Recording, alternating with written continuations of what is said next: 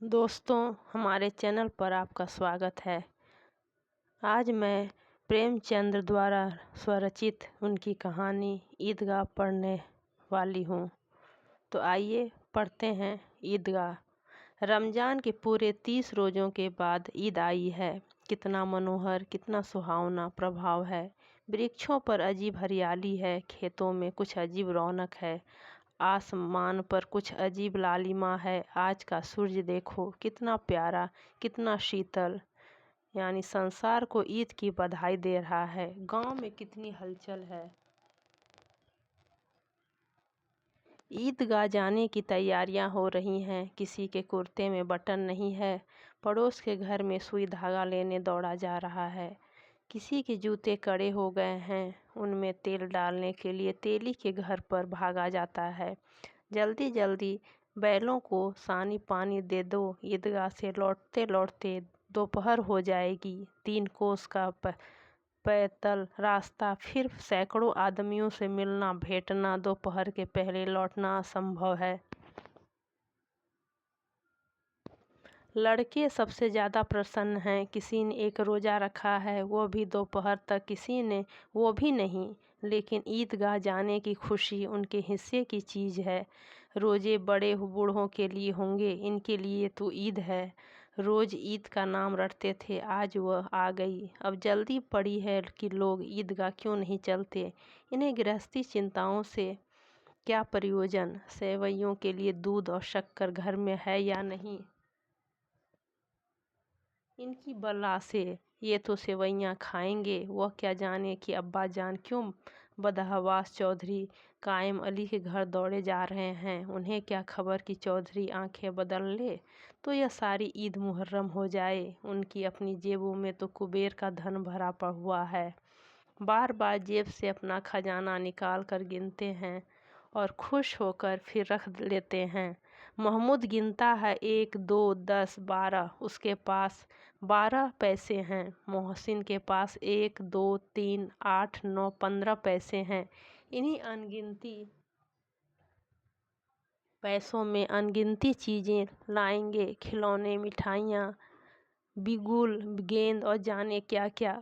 और सबसे ज़्यादा प्रसन्न है हामिद। वह 4-5 साल का गरीब सूरत दुबला पतला लड़का, जिसका बाप गत वर्ष हैजे की भेंट हो गया और माँ न जाने क्यों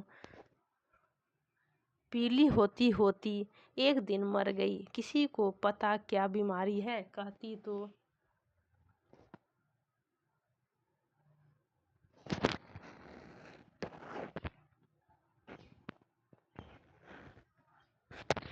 कौन सुनने वाला था। दिल पर जो कुछ बीतती थी वह दिल में ही सहती थी, और जब न सहा गया तो संसार से विदा हो गई। अब हामिद अपनी बूढ़ी दादी अमीना की गोद में सोता है और उतना ही प्रसन्न है। उसके अब्बा जान रुपये कमाने गए हैं, बहुत सी थैलियाँ लेकर आएंगे। अम्मी जान अल्लाह मियाँ के घर से उसके लिए बड़ी अच्छी अच्छी चीज़ें लाने गई हैं, इसलिए हामिद हामिद प्रसन्न है। आशा तो बड़ी चीज़ है, और फिर बच्चों की आशा, उनकी कल्पना तो राई का पर्वत बना लेती है। हामिद के पाँव में जूते नहीं हैं, सिर पर एक पुरानी धुरानी टोपी है जिसका गोटा काला पड़ गया है, फिर भी वह प्रसन्न है। जब उसके अब्बा जान थैलियों और अम्मी जान नियमतें लेकर आएंगी तो वह दिल से अरमान निकाल लेगा। तब देखेगा मोहसिन, नूरे और सम्मी कहाँ से उतने पैसे निकालेंगे। अभागिन अमीना अपनी कोठरी में बैठी रो रही है। आज ईद का दिन, उसके घर में दाना नहीं। आज आबिद होता तो क्या इसी तरह ईद आती और चली जाती। इस अंधकार और निराशा में वह डूबी जा रही है। कितने बुलाया था इस निगोड़ी ईद को। इस घर में उसका काम नहीं, लेकिन हामिद, उसे किसी के मरने जीने के क्या मतलब। उसके अंदर प्रकाश है, बाहर आशा। विपत्ति अपना सारा दलबल लेकर आए, हामिद की आनंद भरी चितवन उसका विध्वंस कर देगी। हामिद भीतर जाकर दादी से कहता है, तुम डरना नहीं अम्मा, मैं सबसे पहले आऊँगा, बिल्कुल न डरना। अमीना का दिल कचोट रहा है। गांव के बच्चे अपने अपने बाप के साथ जा रहे हैं। हामिद का बाप अमीना के सिवा और कौन है? उसे कैसे अकेले मेले जाने दे? उस भीड़ भाड़ से बच्चा कहीं खो जाए तो क्या हो? नहीं, अमीना उसे यूं न जाने देगी। नन्ही सी जान, 3 कोस चलेगा कैसे? पैर में छाले पड़ जाएंगे, जूते भी तो नहीं हैं। वह थोड़ी दूर पर उसे गोद में ले लेती, लेकिन यहाँ सेवैयाँ कौन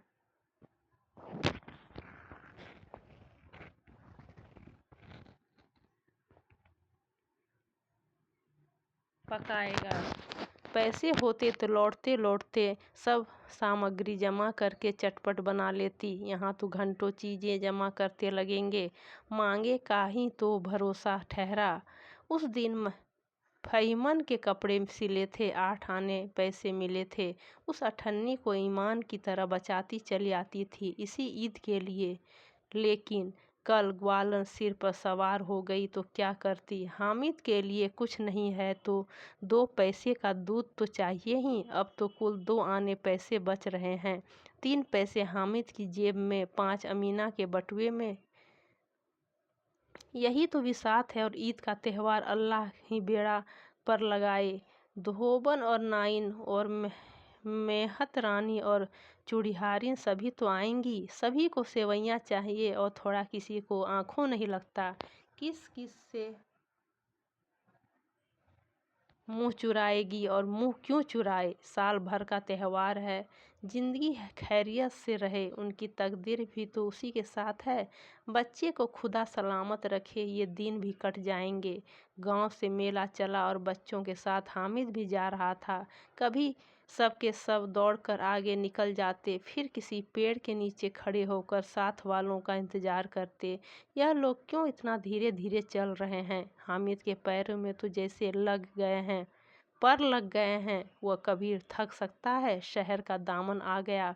सड़क के दोनों ओर अमीरों के बगीचे हैं। पक्की चारदीवारी बनी हुई है। पेड़ों में आम और लीचियां लगी हुई हैं। कभी कभी कोई लड़का ककड़ी उठाकर आम पर निशान लगाता है। माली अंदर से गाली देता हुआ निकलता है। लड़के वहाँ से एक फलांग पर हैं, खूब हंस रहे हैं। माली को कैसा उल्लू बनाया है। बड़ी बड़ी इमारतें आने लगी। यह अदालत है, यह कॉलेज है, यह क्लब घर है। इतने बड़े कॉलेज में कितने लड़के पढ़ते होंगे? सब लड़के नहीं हैं जी, बड़े बड़े आदमी हैं। सच, उनकी बड़ी बड़ी मूछें हैं। इतने बड़े हो गए, अभी तक पढ़ते जाते हैं। न जाने कब तक पढ़ेंगे और क्या करेंगे इतना पढ़कर। हामिद के मदरसे में तो 2-3 बड़े बड़े लड़के हैं, बिल्कुल 3 कौड़ी के। रोज़ मार खाते हैं, काम से जी चुराने वाले। इस जगह भी उसी तरह के लोग होंगे। और क्या, क्लब घर में जादू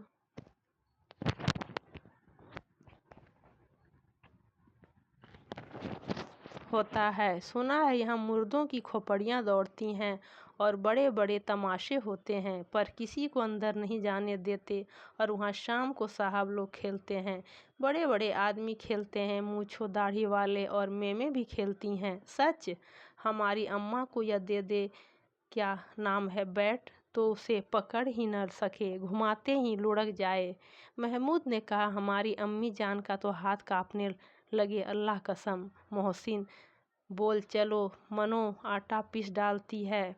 जरा सा बैट पकड़ लेगी तो हाथ कांपने लगेंगे। सैकड़ों घड़े पानी रोज निकालती है। 5 घड़े तो तेरी भैंस पी जाती है। किसी मेम को 1 घड़ा पानी भरना पड़े तो आंखों तक अंधेरी आ जाए। महमूद, लेकिन दौड़ती तो नहीं, उछल कूद तो नहीं सकती? मोहसिन, हाँ, उछल कूद तो नहीं सकती, लेकिन उस दिन मेरी गाय खुल गई थी और चौधरी के खेत में जा पड़ी थी। अम्मा इतना तेज दौड़ी कि मैं उन्हें न पा सका। सच।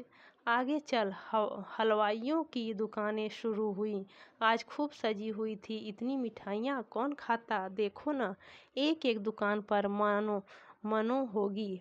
सुना है रात को जिन्नात आकर खरीद ले जाते हैं। अब्बा कहते थे कि आधी रात को एक आदमी हर दुकान पर जाता है और जितना माल बचा होता है वो तुलवा लेता है और सचमुच के रुपये देता है। बिल्कुल ऐसे ही रुपये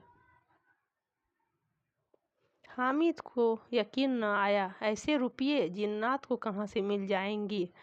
मोहसिन ने कहा, जिन्नात को रुपये की क्या कमी, जिस खजाने में चाहे चले जाए, लोहे के दरवाजे तक उन्हें नहीं रोक सकते। जनाब, आप हैं किस फेर में।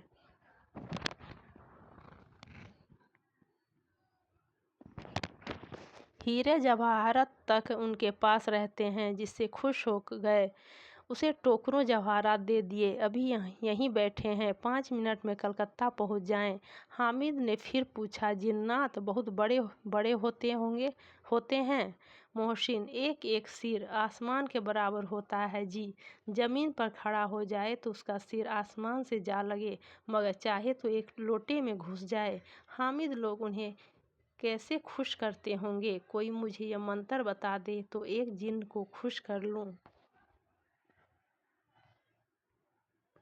मोहसिन, अब यह तो न जानता, लेकिन चौधरी साहब के काबू में बहुत से जिन्नात हैं। कोई चीज़ चोरी जाए, चौधरी साहब उसका पता लगा देंगे और चोर का नाम बता देंगे। जुमराती का बछवा उस दिन खो गया था। 3 दिन हैरान हुए, कहीं न मिला। तब झक मारकर चौधरी के पास गए। चौधरी ने तुरंत बता दिया कि मवेशी खाने में है और वहीं मिला। जिन्नात आकर उन्हें सारे जहान की खबर दे जाते हैं। अब उसकी समझ में आ गया कि चौधरी के पास क्यों इतना धन है और क्यों उनका इतना सम्मान है। आगे चले, यह पुलिस लाइन है, यहीं सब कांस्टेबल कवायद करते हैं। रैटन 5 को फो रात को बेचारे घूम घूम कर पहरा देते हैं, नहीं चोरियां हो जाएं।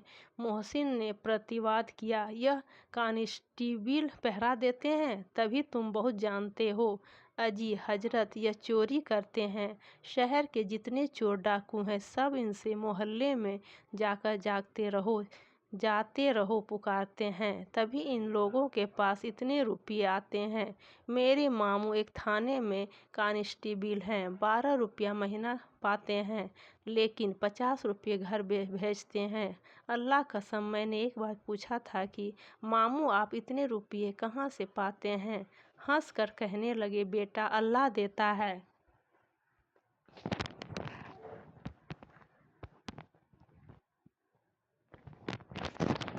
फिर आप ही बोले, हम लोग चाहे तो एक दिन में लाखों मार जाएं, हम तो इतना ही लेते हैं जिसमें अपनी बदनामी न हो और नौकरी न चली जाए। हामिद ने पूछा, यह लोग चोरी करवाते हैं तो कोई इन्हें पकड़ता नहीं। मोहसिन उसकी नादानी पर दया दिखाकर बोला, अरे पागल, इन्हें कौन पकड़ेगा।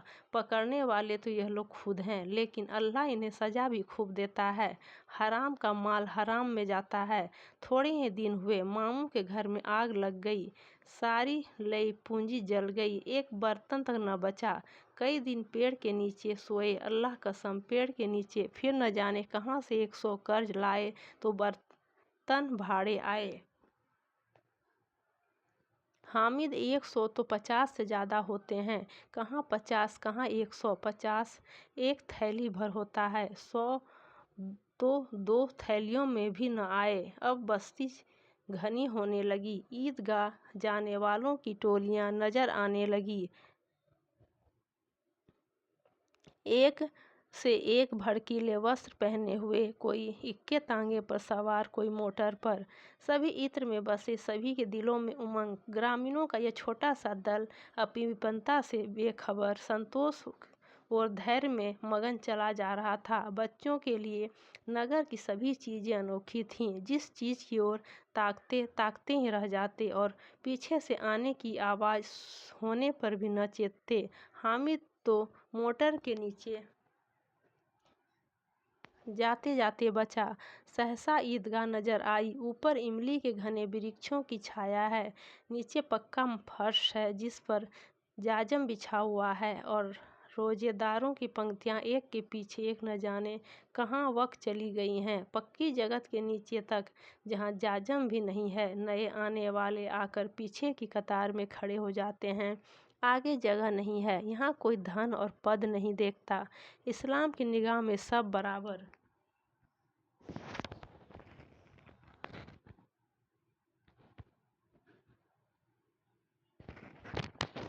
इन ग्रामीणों ने भी वजू किया और पिछली पंक्ति में खड़े हो गए। कितना सुंदर संचालन है, कितनी सुंदर व्यवस्था। लाखों सिर एक साथ सिजदे में झुक जाते हैं, फिर सबके सब एक साथ खड़े हो जाते हैं, एक साथ झुकते हैं और एक साथ खड़े हो जाते हैं, एक साथ खड़े हो जाते हैं, एक साथ झुकते हैं और एक साथ खड़े हो जाते हैं। कई बार यहाँ यही क्रिया होती है, जैसे बिजली की लाखों बत्तियां एक साथ प्रदीप्त हों और एक साथ बुझ जाएं और यही क्रम चलता रहे। कितना अपूर्व दृश्य था, जिसकी सामूहिक क्रियाएं, विस्तार और अनंतता हृदय को श्रद्धा, गर्व और आत्मानंद से भर देती थी। मानो भ्रातृत्व का एक सूत्र इन समस्त आत्माओं को एक लड़ी में पिरोए हुई है। नमाज खत्म हो गई, लोग आपस में गले मिल रहे हैं। तब मिठाई और खिलौने की दुकान पर धावा होता है। ग्रामीणों का यह दल इस विषय में बालकों से कम उत्साही नहीं है। यह देखो, हिंडोला है और 1 पैसा देकर चढ़ जाओ। कभी आसमान पर जाते हुए मालूम होंगे, कभी जमीन पर गिरते हुए। यह चरखी है, लकड़ी के हाथी, घोड़े, ऊंट छड़ों में लटके हुए हैं। 1 पैसा देकर बैठ जाओ और 25 चक्रों का मजा लो। महमूद और मोहसिन और नूरे और सम्मी इन घोड़ों और ऊँटों पर बैठते हैं। हामिद दूर खड़ा है, 3 ही पैसे तो उसके पास हैं। अपने कोष का 1/3 जरा सा चक्कर खाने के लिए नहीं दे सकता। सब चरखियों से उतरते हैं, अब खिलौने लेंगे। अधर दुकानों की कतार लगी हुई है, तरह तरह के खिलौने हैं। सिपाही और गुजरियाँ, राज और वकी, भिश्ती और धोबिन और साधु, वह कत्ते सुंदर खिलौने हैं, अब बोला ही चाहते हैं। महमूद सिपाही लेता है, खाकी वर्दी और लाल पगड़ी वाला, कंधे पर बंदूक रखे हुए मालूम होता है अभी कवायद किए चला आ रहा है। मोहसिन को भिश्ती पसंद आया, कमर झुकी हुई है, ऊपर मशक रखे हुए हैं। मशक का मुंह एक हाथ से पकड़े हुए है, कितना प्रसन्न है, शायद कोई गीत गा रहा है। बस मशक से पानी अड़ेला ही चाहता है। नूरे को वकील से प्रेम है, कैसी विद्वता है उसके मुख पर। काला चोगा, नीचे सफ़ेद अचकन, अचकन के सामने की जेब में घड़ी, सुनहरी जंजीर, एक हाथ में कानून का पौधा लिए हुए। मालूम होता है अभी किसी अदालत से जिरह या बहस किए चले आ रहे हैं। यह सब 2-2 पैसे के खिलौने हैं। हामिद के पास कुल 3 पैसे हैं। कितने महंगे खिलौने, वह कैसे ले। खिलौना कहीं हाथ से छूट पड़े तो चूर चूर हो जाए, जरा पानी पड़े तो सारा रंग भूल जाए। ऐसे खिलौने लेकर वह क्या करेगा, किस काम के। मोहसिन कहता है, मेरा भिश्ती रोज पानी दे जाएगा सांझ सवेरे। महमूद और मेरा सिपाही घर का पहरा देगा, कोई चोर आएगा तो फौरन बंदूक से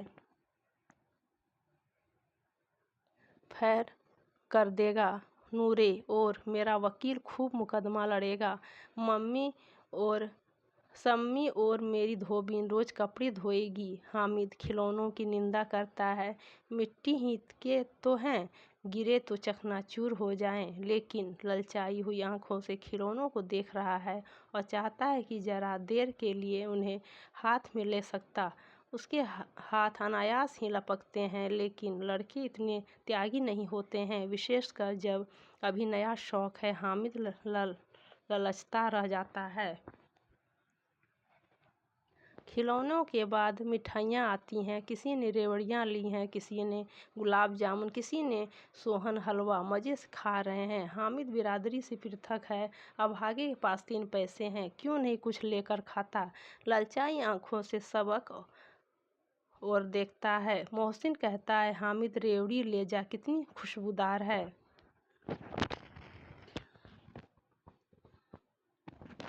हामिद को संदेह हुआ, ये केवल क्रूर विरोध है, मोहसिन इतना उदार नहीं है। लेकिन यह जानकर भी वह उसके पास जाता है। मोहसिन दोनों से एक रेवड़ी निकालकर हामिद की ओर बढ़ाता है। हामिद हाथ फैलाता है, मोहसिन रेवड़ी अपने मुंह में रख लेता है। महमूद, नूरे और सम्मी खूब तालियां बजा बजा कर हंसते हैं। हामिद खिसिया जाता है।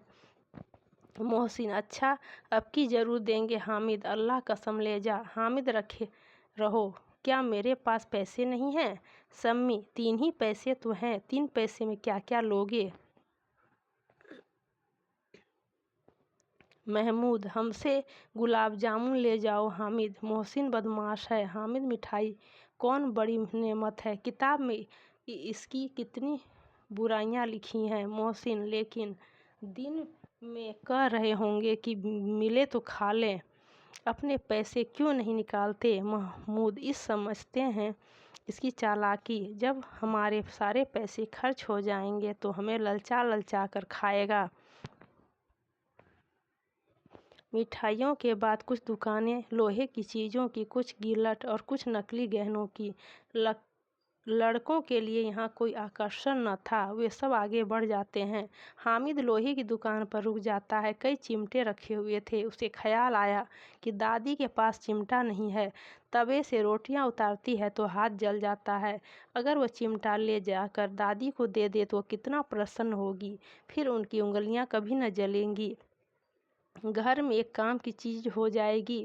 खिलौनों से क्या फ़ायदा, व्यर्थ में पैसे खराब होते हैं। ज़रा देर ही तो खुशी होती है, फिर तो खिलौनों को कोई आंख उठाकर नहीं देखता। यह तो घर पहुँचते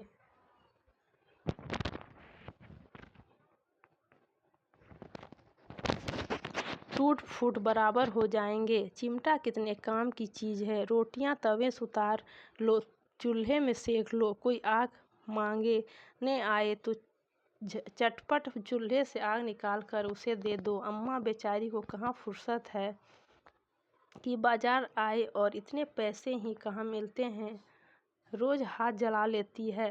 हामिद के साथ ही आगे बढ़ गए हैं। सबील पर सबके सब शरबत पी रहे हैं। देखो सब कितने लालची हैं, इतनी मिठाइयाँ ली, मुझे किसी ने एक भी न दी। उस पर कहते हैं कि मेरे साथ खेलो, मेरा यह काम करो। अब अगर किसी ने कोई काम करने को कहा तो पूछूंगा, खाए मिठाइयाँ, आप मुँह सड़ेगा, फोड़े फुंसियाँ निकलेंगी, आप ही जबान चटोरी हो जाएगी। तब घर से पैसे चुराएंगे और मार खाएंगे। किताब में झूठी बातें थोड़ी ही लिखी हैं, मेरी जबान क्यों खराब होगी? अम्मा चिमटा देखते ही दौड़कर मेरे हाथ से ले लेंगी और कहेंगी, मेरा बच्चा अम्मा के लिए चिमटा लाया है, कितना अच्छा लड़का है। इन लोगों के खिलौने पर कौन इन्हें दुआएं देगा? बड़ों का दुआएं सीधे अल्लाह के दरबार में पहुंचती हैं और तुरंत सुनी जाती हैं। मैं भी इनसे मिजाज क्यों सहूं? मैं गरीब सही, किसी से कुछ मांगने तो नहीं जाते। आखिर अब्बा जान कभी न कभी आएंगे, अम्मा भी आएंगी ही। फिर इन लोगों से पूछूंगा, कितने खिलौने लोगे? एक एक को टोकरियाँ खिलौने दे और दिखा दूं कि दोस्तों के साथ इस तरह का सलूक किया जाता है। यह नहीं कि एक पैसे की रेवड़ियाँ ली तो चिढ़ा चिढ़ा कर खाने लगे। सबके सब हंसेंगे कि हामिद ने चिमटा लिया है। हंसे मेरी बला से। उसने दुकानदार से पूछा, यह चिमटा कितने का है? दुकानदार ने उसकी ओर देखा और कोई आदमी साथ न देख कर कहा, तुम्हारे काम का नहीं है जी, बिकाऊ है कि नहीं? बिकाऊ क्यों नहीं है, और यहाँ क्यों लाद लाए हैं?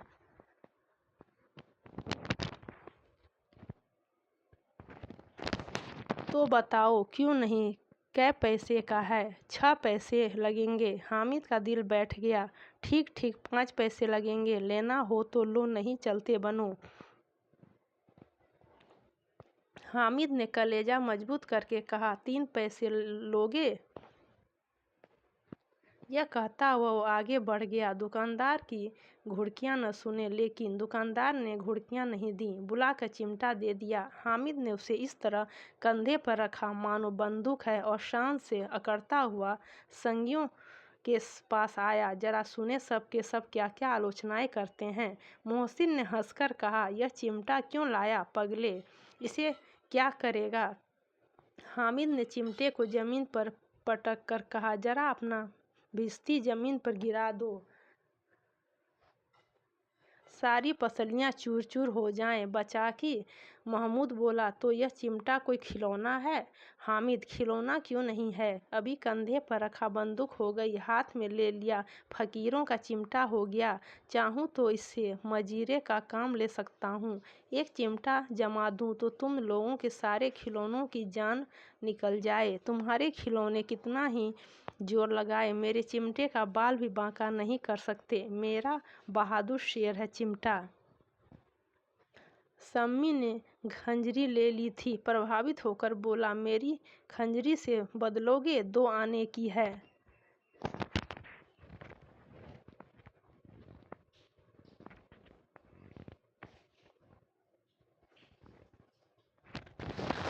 हामिद ने खंजरी की ओर उपेक्षा से देखा। मेरा चिमटा चाहे तो तुम्हारी खंजरी का पेट फाड़ डाले, बस एक चमड़े की झिल्ली लगा दी। ढप ढप बोलने लगी, जरा सा पानी लग जाए तो खत्म हो जाए। मेरा बहादुर चिमटा आग में, पानी में, आंधी में, तूफान में बराबर डटा खड़ा रहेगा। चिमटे ने सभी को मोहित कर लिया। अब पैसे किसके पास धरे हैं? फिर मेले से दूर निकल आए हैं। 9 कब के बज गए, धूप तेज हो रही है, घर पहुंचने की जल्दी हो रही है। बाप से जिद भी करे तो चिमटा नहीं मिल सकता। हामिद है बड़ा चालाक, इसीलिए बदमाश ने अपने पैसे बचा रखे थे। अब बालकों के 2 दल हो गए हैं। मोहसिन, महमूद, सम्मी और नूरे एक तरफ हैं, हामिद अकेला दूसरी तरफ।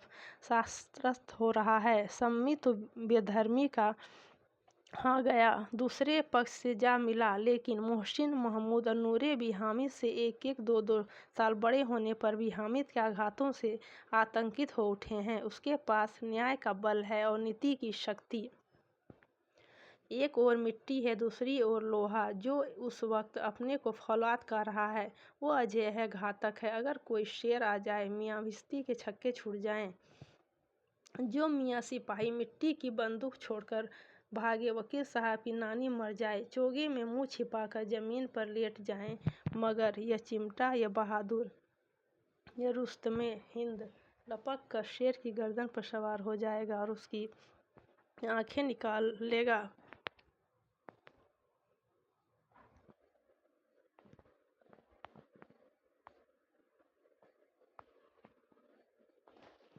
मोहसिन ने एड़ी चोटी का जार लगाकर कहा, अच्छा पानी तो नहीं भर सकता? हामिद ने चिमटे को सीधा खड़ा करके कहा, भिश्ती को एक डांट बताएगा तो दौड़ा हुआ पानी लेकर के द्वार पर छिड़कने लगेगा। मोहसिन परास्त हो गया, पर महमूद ने कुमुक पहुंचाई। अगर बच्चा पकड़ जाए तो अदालम में बंधे बंधे फिरेंगे, तब तो वकील साहब के पैरों पड़ेंगे। हामिद इस प्रबल तर्क का जवाब न दे सका। उसने पूछा, हमें पकड़ने कौन आएगा? नूरे ने अकड़ कर कहा, यह सिपाही बंदूक वाला। हामिद ने मुंह चिढ़ाकर कहा, यह बेचारे हम बहादुर रुस्तमे हिंद को पकड़ेंगे? अच्छा लाओ, अभी जरा कुश्ती हो जाए, इसकी सूरत देखकर दूर से भागेंगे, पकड़ेंगे क्या बेचारे? मोहसिन को एक नई चोट सूझ गई। तुम्हारे चिमटे का मुंह रोज आग में जलेगा।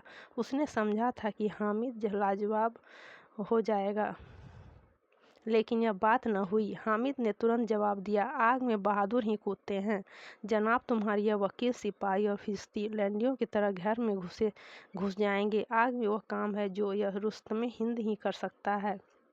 महमूद ने एक जोर लगाया, वकील साहब कुर्सी मेज पर बैठेंगे, तुम्हारा चिमटा तो बावर्ची खाने में जमीन पर पड़ा रहने के सिवा और क्या कर सकता है? इस तर्क ने सम्मी और नूरे को भी राजी कर दिया। कितने ठिकाने की बात कही है पट्टे ने, चिमटा बावर्ची खाने में पड़ा रहने के सिवा और क्या कर सकता है? हामिद को कोई फड़कता हुआ जवाब न सूझा तो उसने धांधली शुरू की, मेरा चिमटा बावर्ची खाने में नहीं रहेगा। वकील साहब कुर्सी पर बैठेंगे तो जाकर उन्हें जमीन पर पटक देगा और उनका कानून उनके पेट में डाल देगा।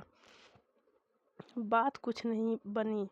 गाली गलौज थी, लेकिन कानून को पेट में डालने वाली बात छा गई।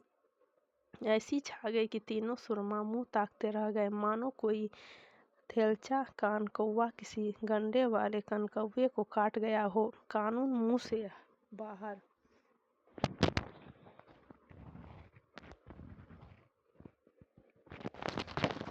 निकलने वाली चीज़ है उसको पेट के अंदर डाल दिया जाना बेतुकी सी बात होने पर भी कुछ नयापन रखती है। हामिद ने मैदान मार लिया, उसका चिमटा रुस्तमे हिंद है। अब इसमें मोहसिन, महमूद, नूरे सम्मी किसी को भी आपत्ति नहीं हो सकता। विजेता को हारने वालों से जो सत्कार मिलना स्वाभाविक है वह हामिद को भी मिले। औरों ने 3-3, 4-4 आने पैसे खर्च किए पर कोई काम की चीज़ न ले सके। हामिद ने 3 पैसे में रंग जमा लिया। सच ही तो है, खिलौनों का क्या भरोसा, टूट फूट जाएगी और हामिद का चिमटा तो बना रहेगा बरसों। संधि की शर्त तय होने लगी। मोहसिन ने कहा, जरा अपना चिमटा दो, हम भी देखें कि तुम हमारा फिस्ती लेकर देखो। महमूद और नूरे ने भी अपने अपने खिलौने पेश किए। हामिद को इन शर्तों को मानने में कोई आपत्ति न थी। चिमटा बारी बारी से सबके हाथ में गया और उसके खिलौने बारी बारी से हामिद के हाथ में आए। कितने खूबसूरत खिलौने हैं। हामिद ने हारने वालों के आंसू पोछे। मैं तुम्हें चिढ़ा रहा था सच, यह चिमटा भला इन खिलौनों की क्या बराबर करेगा। मालूम होता है कि अब बोले, लेकिन मोहसिन की पार्टी को इस दिलासे से संतोष नहीं होता। चिमटे का सिक्का खूब बैठ गया है। चिमटा चिपका हुआ टिकट अब पानी से नहीं छूट रहा है। मोहसिन, लेकिन इन खिलौनों के लिए कोई हमें दुआ तो न देगा। महमूद, दुआ को लिए फिरते हो, उल्टे मार न पड़े। अम्मा जरूर कहेंगी कि मेले में यही मिट्टी के खिलौने मिले।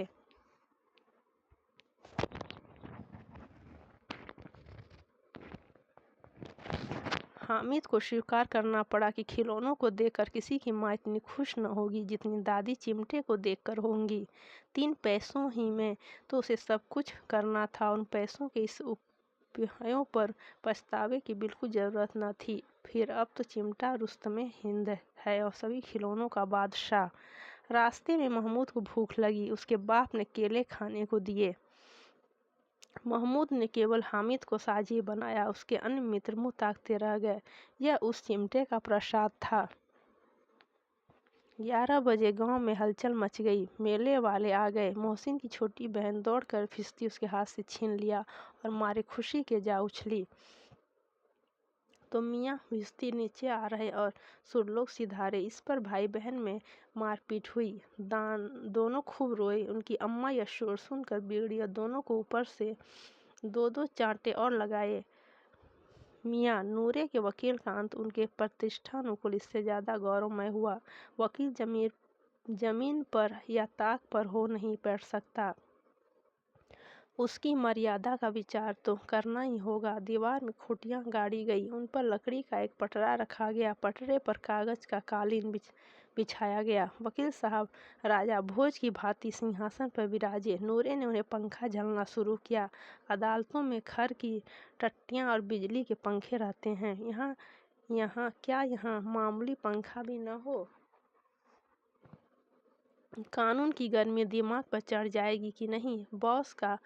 बांस का पंखा आया और नूरे हवा करने लगे। मालूम नहीं पंखे की हवा से या पंखे की चोट से वकील साहब स्वर्गलोक से मृत्युलोक में आ रहे और उनकी माटी का चोला माटी में मिल गया।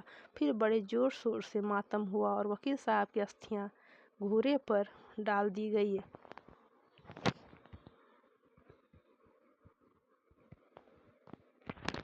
अब रहा महमूद का सिपाही। उसे चटपट गांव का पहरा देने का चार्ज मिल गया। लेकिन पुलिस का सिपाही को साधारण व्यक्ति तो नहीं। जो अपने पैरों चले वह पालकी पर चलेगा। एक टोकरी आई, उसमें कुछ लाल रंग के फटे पुराने चिथड़े बिछाए गए जिसमें सिपाही साहब आराम से लेटे। नूरे ने यह टोकरी उठाई और अपने द्वार का चक्कर लगाने लगे। उनके दोनों छोटे भाई सिपाही की तरह छोड़ने वाले जागते रहो पुकारते चलते हैं, मगर रात को अंधेरी होनी चाहिए। नूरे को ठोकर लग जाती है। टोकरी उसके हाथ से छूटकर गिर पड़ती है और मियाँ सिपाही अपनी बंदूक लिए जमीन पर आ जाते हैं और उनकी एक टांग में विकार आ जाता है। महमूद को आज ज्ञात हुआ कि वह अच्छा डॉक्टर है। उसको ऐसा मरहम मिल गया है जिससे वह टूटी टांग को आनन फानन जोड़ सकता है। केवल गूलर का दूध चाहिए। गूलर का दूध आता है, टांग जवाब दे देती है। शल्य क्रिया असफल हुई तब उसकी दूसरी टांग भी तोड़ दी जाती है। अब कम से कम एक जगह आराम से बैठ तो सकता है। एक टांग से तो न चल सकता था न बैठ सकता था। अब वो सिपाही सन्यासी हो गया है, अपनी जगह पर बैठा बैठा पहरा देता है, कभी कभी देवता भी बन जाता है। उसके सिर का झालरदार साफा खुरच दिया जा गया है। अब उसका जितना रूपांतर चाहो कर सकते हो। कभी कभी तो उसके बाट का काम भी ले लिया जाता है। अब मियाँ हामिद का हाल सुनिए। अमीना उसकी आवाज़ सुनते ही दौड़ी और उसे गोद में उठा कर प्यार करने लगी। सहसा उसके हाथ में चिमटा देखकर वो चौंकी। यह चिमटा कहाँ था? मैंने मोल लिया है। कै पैसे में? अमीना ने छाती पीट ली। यह कैसा बेसमझ लड़का है। दोपहर हुआ, कुछ खाया न पिया। लाया क्या चिमटा? सारे मेले में तुझे और कोई चीज़ न मिली जो यह लोहे का चिमटा उठा लाया? हामिद ने अपराधी भाव से कहा, तुम्हारी उंगलियां तवी से जल जाती थी, इसलिए मैंने इसे लिया। बुढ़िया का क्रोध तुरंत स्नेह में बदल गया, और स्नेह भी वह नहीं जो प्रगल्भ होता है और अपनी सारी कसक शब्दों में बिखेर देता है। यह मुख स्नेह था, खूब ठोस रस और स्वाद से भरा हुआ। बच्चे में कितना सद्भाव और कितना विवेक है। दूसरों को खिलौने लेते और मिठाई खाते देखकर इसका मन कितना ललचाया होगा। इतना जब्त इससे हुआ कैसे? वहाँ भी से अपनी बुढ़िया दादी की याद बनी रही। अमीना का मन गदगद हो गया।